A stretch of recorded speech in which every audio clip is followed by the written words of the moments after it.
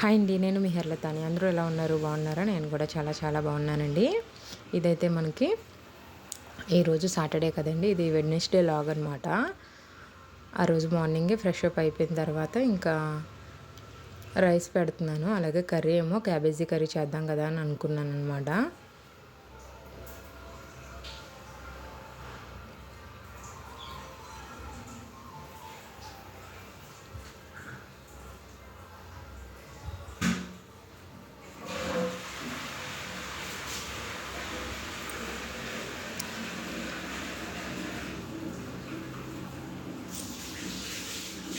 చిన్న బొట్టు అండి, అదిగో చూసారు కదా. ఎప్పుడు మినిమం ఆ సైజులోనే తెచ్చుకుంటానండి. ఎప్పుడు మరి ఎక్కువగా మంచిగా రేటుకి వస్తే కనుక కొద్దిగా పెద్దది తెస్తాను. ఇప్పుడైతే కొద్దిగా కాస్ట్ ఎక్కువగా ఉన్నాయన్నమాట, అందుకని చిన్న బొట్టే తెచ్చుకున్నాను అనమాట. క్యాబేజీ శనగపప్పు చేద్దాం కదా అని చెప్పేసి తీసుకున్నాను. 1 వీక్ అయిందనమాట తెచ్చి, ఇంకా చేయలేదు, చేస్తున్నాను.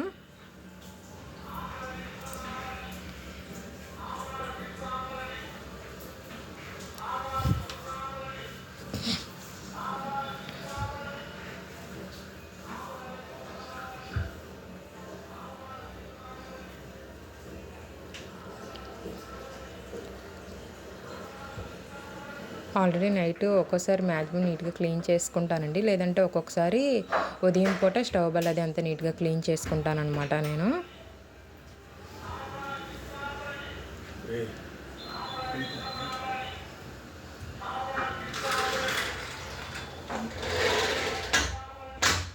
వీడియో అనేది నేను మధ్య మధ్యలో ఫాస్ట్ ఫార్వర్డ్ పెడతానండి.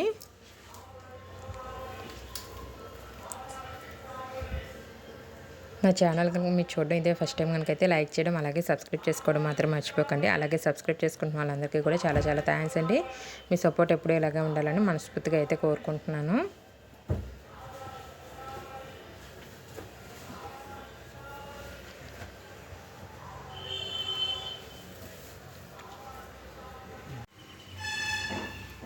ఇక కూర్చొని కట్ చేసుకుంటానండి. మీరు చాలా వరకు నా వీడియోల్లో మీరు చూసే ఉంటారు.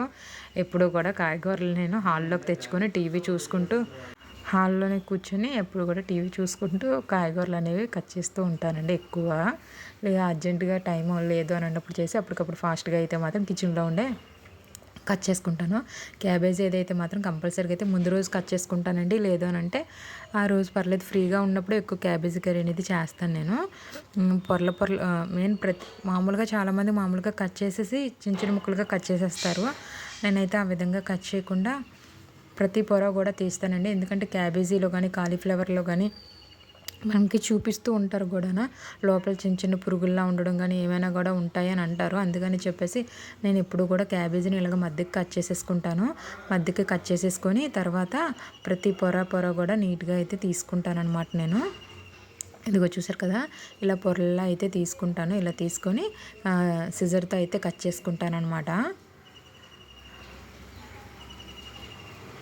ఇంకో చూసారు కదా, ఈ విధంగా అయితే కట్ చేసుకుంటాను. ఫాస్ట్గా కూడా అయిపోతుంది, బాగుంటుంది కూడా. మనకి లోపల ఏమైనా ఉన్నాయా ఏంటి, పురుగులు ఏమైనా ఉన్నాయా లేదా అనేది కూడా అంచగా చూసుకోవచ్చు. కాబట్టి నేను ఆ విధంగానే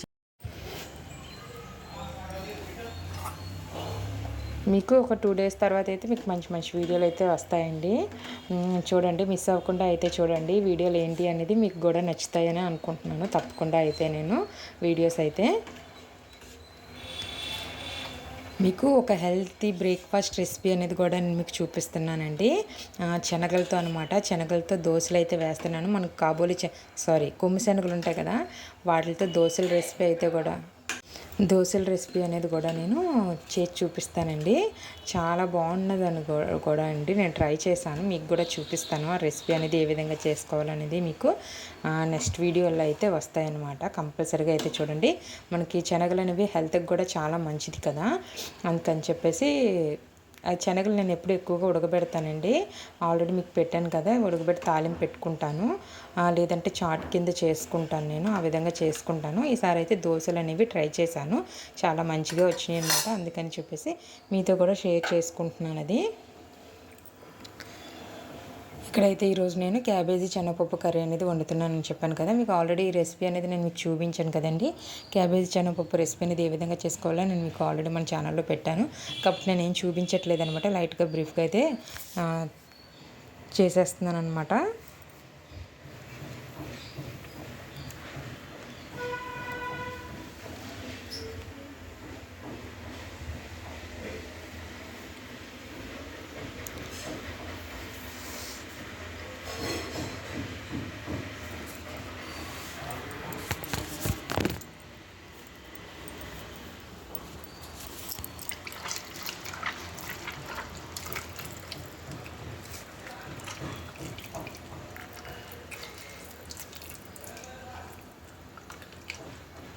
ఇంకొండి మొత్తం అంతా కూడా కట్ చేసేసుకున్నాను. ఇలాగా చిన్న చిన్న ముక్కలుగా అయితే తరుముతానండి నేను ఎప్పుడు కూడా.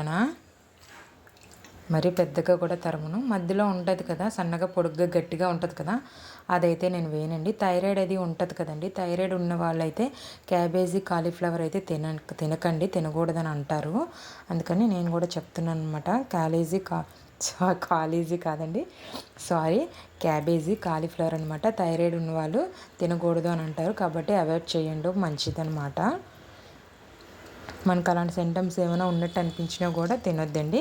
లేదు అని అంటే మాత్రం క్యాబేజీ తీసుకోండి, చాలా మంచిది. ఫైబర్ కూడా మనకి.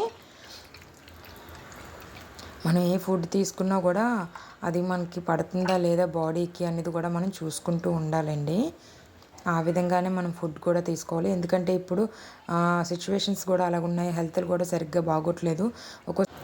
అందుకే మ్యాక్సిమం ఆకుకూరలు అనేవి కూడా ఎక్కువగా వారానికి కనీసం ఒక 3 సార్లైనా ఆకుకూరలు తీసుకోవడానికి ట్రై చేయండి. ఆకుకూర తీసుకునేటప్పుడు ఎక్కువగా అయితే పప్పులో వేసుకోవడానికి ట్రై చేయండి. డైరెక్ట్గా ఆకుకూరలు కాకుండా ఎప్పుడైనా మనకి నచ్చితే ఫ్రైలా చేసుకోవచ్చు. తోటకూర అదిని, గోంగూర, బచ్చల కూర, చుక్కకూర ఇవన్నీ ఉంటాయి కదా, వాటిని మ్యాక్సిమం మనం పప్పులో వేసుకొని తినడానికి ట్రై చేయండి. టమాటీ మళ్ళీ వేయవద్దు. డైరెక్ట్గా పప్పు ఆకుకూర వేసుకొని జస్ట్ తాలింపు పెట్టుకొని తింటే బాగుంటుంది కూడా.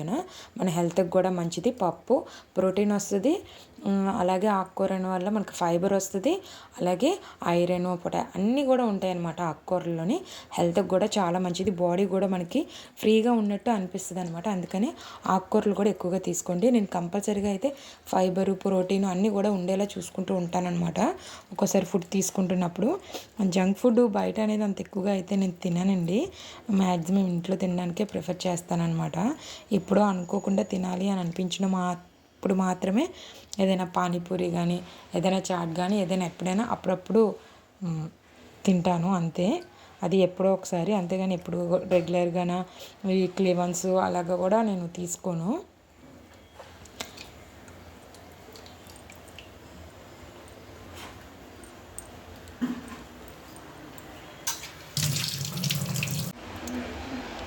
నేను క్యాబేజీ శనగపప్పు చేసేటప్పుడు ఎప్పుడు కూడా ఉల్లిపాయలు అవి అయితే ఏమి వేయనండి. జస్ట్ టమాటా అయితే వేసుకుంటాను.